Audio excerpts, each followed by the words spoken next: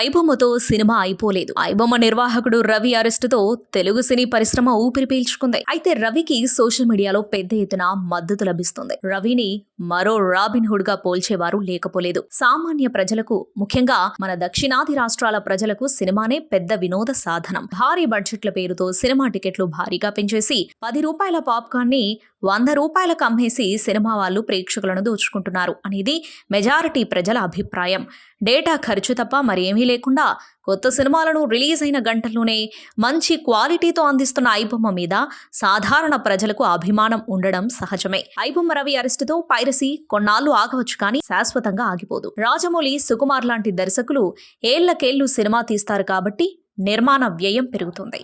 దానికి తగ్గ టికెట్ ధరలు పెంచుకుంటాం అంటే ప్రజలు అంగీకరిస్తారు. గ్రాఫిక్స్ అవసరం లేని కేవలం హీరో ప్లస్ దర్శకుడి రెమ్యునరేషన్ కారణంగా బడ్జెట్ పెరిగిన సినిమాలకు కూడా ఎక్కువ టికెట్ పెట్టాలంటే ప్రేక్షకులకు కష్టంగానే ఉంటుంది. అందుకే హీరో, దర్శకుడు, హీరోయిన్ల రెమ్యునరేషన్ కాకుండా కేవలం నిర్మాణ వ్యయం 100 కోట్లు దాటిన సినిమాలకు మాత్రమే టికెట్ ధరలు పెంచుకునే అవకాశం ఇవ్వాలి. నాసిరకం సినిమా తీసి హీరోలకు క్రేజ్ ఉంది కాబట్టి అది సొమ్ము చేసుకునేందుకు ఎక్కువ ధరకు టికెట్లు అమ్ముకుంటామంటే చట్టబద్ధంగా కరెక్ట్ ఏమో గానీ నైతికంగా మాత్రం తప్పు. తమను సినిమా వాళ్ళు దోచుకుంటున్నారు అనే ఫీలింగ్ ప్రేక్షకుల్లో ఉన్నంత కాలం ఐబొమ్మ కాకపోతే ఇంకో బొమ్మ రావడం ఖాయం.